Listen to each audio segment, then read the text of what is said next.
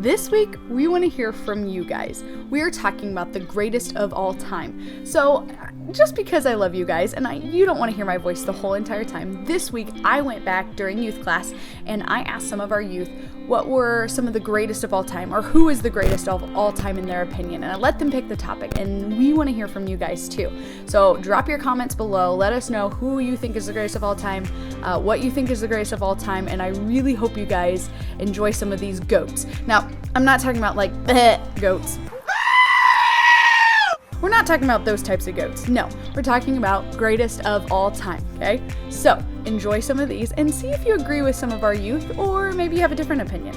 The greatest of all time swimmer is Lily King. The greatest of all time mother would be my mom. The greatest of all time movie is Ape Game. The greatest of all time book series is The Green Ember. The greatest of all time chips are Flaming Hot Cheetos. The greatest food of all time is mac and cheese. Probably cheeseburgers. Five Guys, just chef's kiss. Well, do you agree with what they said? Are you sure that macaroni and cheese is the greatest of all time foods?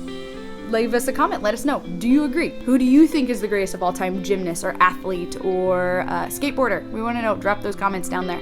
And I want you guys to start thinking about it this way. If we're saying someone or something is the greatest of all time, then we are saying we are for that person or for that thing.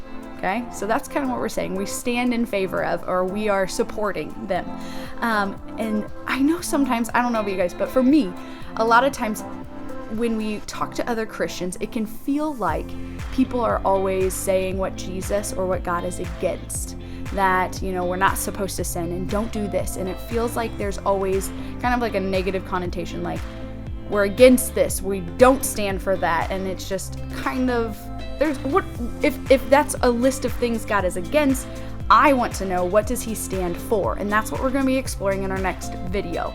And when we talk about these negative things all the time, what God is against, it makes it hard to want to admit what you're struggling with. Sometimes if you're struggling with sin and all you hear are people talking about negative things, about what God is against, it can be hard to want to open up and say that you're struggling. And I want to let you know that that's not the case at all. Paul wrote in Romans 8:31 that if God is for us, who can stand against us? And I know it's a very short and it seems so open and broad and like, okay, yeah, Jessica, God is for me, whatever. No, he sent his son Jesus for you. He sent him for you because he loves you that much. He gave us the Bible. He gave us his word. He sent prophets. He sent all of these things for us because God is for us. And if God is for us, who can stand against us? No one can. God is amazing. He is for us. He is not against us. So I just want to remind you, yes, we're talking about greatest of all time, but God, he thinks you're the greatest of all time. He is for you. Next week, we're going to be talking more about Jesus and the greatest commandment. See if you can find it. What did Jesus say is the greatest commandment? And that's what we'll be talking about next time. See you guys. And drop those comments. I want to know, what's the greatest of all time? Who is the greatest of all time? We'll see ya. Bye.